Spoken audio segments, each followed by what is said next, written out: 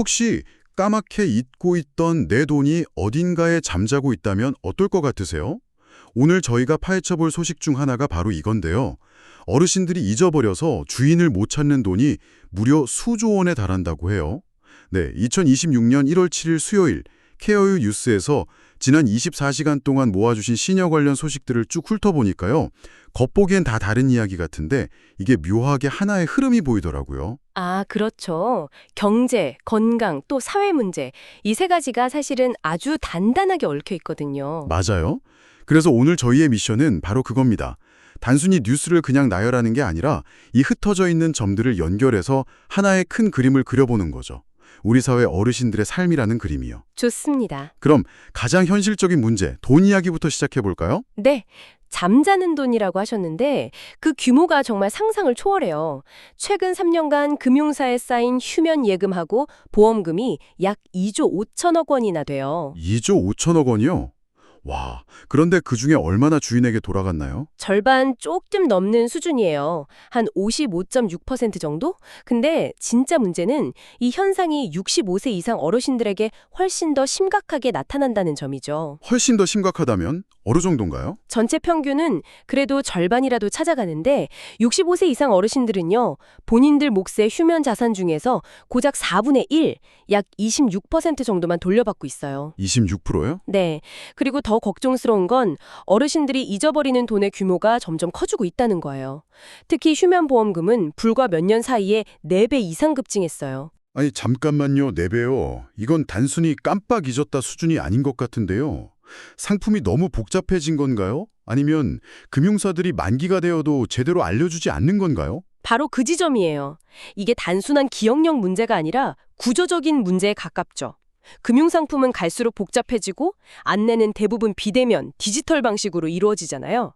여기에 익숙하지 않은 어르신들은 소외될 수밖에 없는 구조예요. 아, 금융사들도 적극적으로 주인을 찾아주기보다는 출연금으로 넘기는데 더 익숙한 관행도 한몫하고요. 결국 금융감독원이 나서서 환급률 낮은 회사는 직접 관리하겠다 이럴 정도니까요. 잊어버린 돈을 찾는 것도 문제지만 당장 하루하루 버는 돈이 줄어드는 건 더 뼈아픈 현실인 것 같아요. 폐지 줍는 어르신들 수입이 크게 줄었다는 소식도 있더라고요. 네, 맞아요. 폐지 가격이 1년 사이에 두 자릿수 넘게 뚝 떨어졌어요.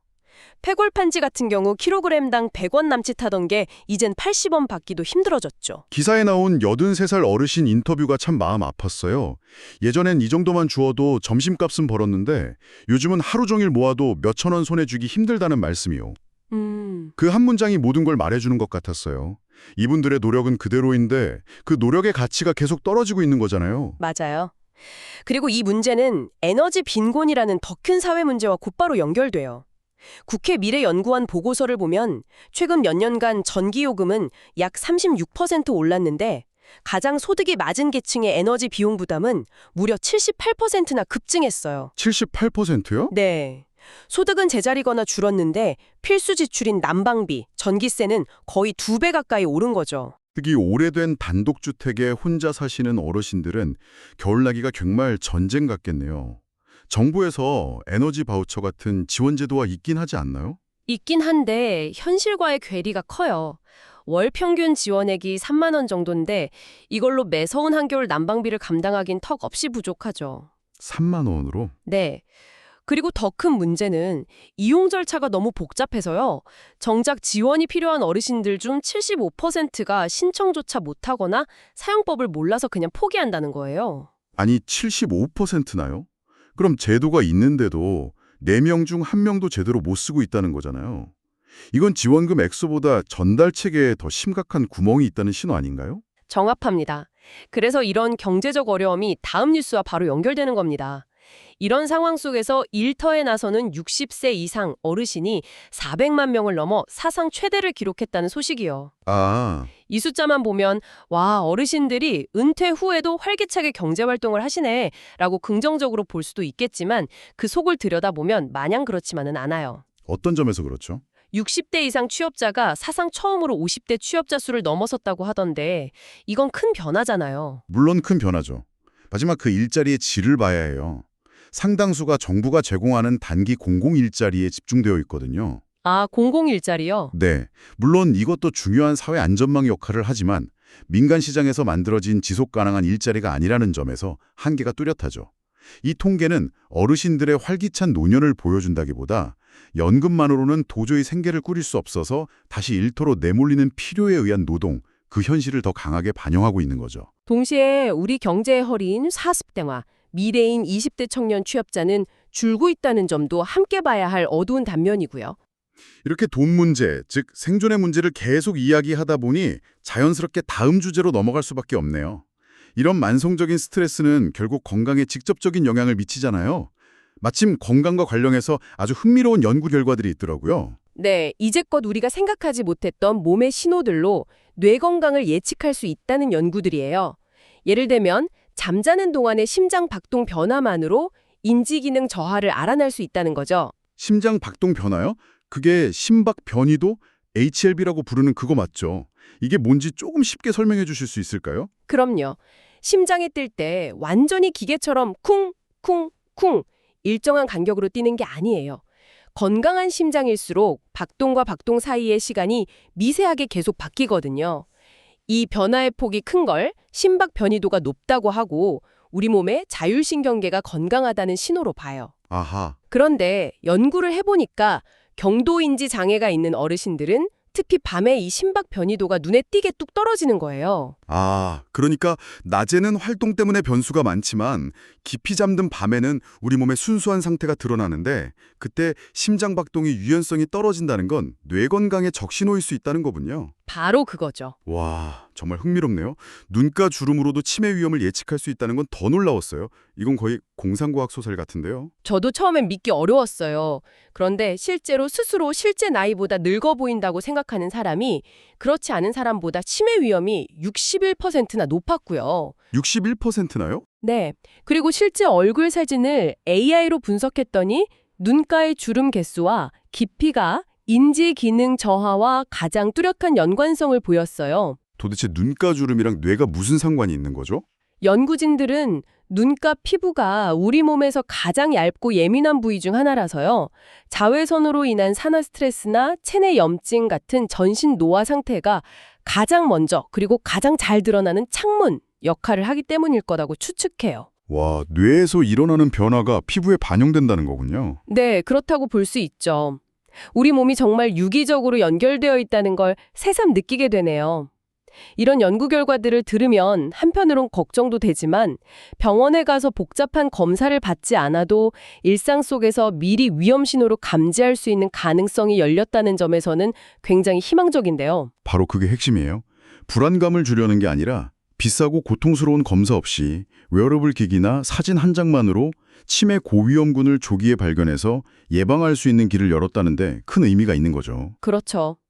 이렇게 개인 차원에서 건강을 관리하고 예측하는 기술이 발전하는 것도 중요하지만 결국 아프게 되면 사회적인 돌봄 시스템이 받쳐줘야 하잖아요. 그런데 이 돌봄 시스템에 이미 빨간불이 켜졌다는 소식이 있더라고요. 특히 제주도 상황이 심각하다고요. 네, 제주도의 경우 약 10년 뒤인 2035년이 되면 지금보다 4,000명 가까운 요양보호사가 더 필요할 거라고 해요. 지금 있는 인력의 77%를 더 뽑아야 한다는 계산인데 현실적으로 거의 불가능한 수치죠. 77%를 더. 네, 이건 비단 제주만의 문제가 아니라 곧 초고령 사회에 진입하는 대한민국 전체가 마주한 현실이에요. 맞아요. 낮은 임금과 고된 노동 강도 때문에 요양보호사를 하려는 사람은 점점 줄어드는 상황에서 돌봄이 필요한 어르신은 기하급수적으로 늘어나는 수급 불균형. 이게 앞으로 우리 사회가 풀어야 할 가장 큰 숙제 중 하나겠네요. 맞아요. 그래서 요양보호사의 처우를 개선하고 지역 공동체 중심의 돌봄 체계를 만드는 게 정말 시급해요. 다행히 이런 문제에 기술과 의학이 답을 찾으려는 노력도 활발해요. CES에서 하이라는 기업은 어르신들에게 가장 친숙한 TV를 이용해서 인지훈련을 하는 세미랑 같은 서비스를 선보였어요. 이런 게 바로 에이지테크죠. 신약 개발 소식도 반갑더라고요. 국내 기업인 아리바이오가 먹는 치매 치료제 임상 3상을 진행 중이고 또 다른 국내 바이오 기업들이 개발한 신약 후보 물질은 타우 단백질을 표적으로 한다고요? 이 타우 단백질은 뭔가요? 뇌세포 안에는 영양분이나 신호가 이동하는 도로 같은 게 있는데요. 타우라는 단백질이 이 도로를 안정적으로 지지해주는 역할을 해요. 네. 그런데 알츠하이머 병에 걸리면 이 타우 단백질이 변형돼서 서로 엉겨붙어 버려요. 도로가 무너지고 엉망이 되는 거죠. 결국 뇌세포가 죽게 되고요. 아하. 지금까지 나온 약들은 주로 뇌세포 밖의 노폐물을 청소하는 데 집중했는데 이젠 세포 안의 문제를 직접 해결하려는 시도들이 나오고 있는 거예요. 정말 치매 정복이 먼 미래의 일만은 아닐 수도 있겠다는 희망이 생기네요. 자, 지금까지 경제와 건강 문제를 짚어봤는데요. 마지막으로 이런 개개인의 삶을 둘러싼 우리 사회 시스템과 공동체는 어떻게 작동하고 있는지 살펴보겠습니다. 여기서 아주 역설적인 통계를 하나 발견했어요. 기초연금 받는 분들은 역대 최대인데 수급률은 역대 최저라고요. 이게 무슨 말이죠? 말 그대로예요. 65세 이상 인구 자체가 늘어나니까 연금 수급자 수는 계속 늘죠.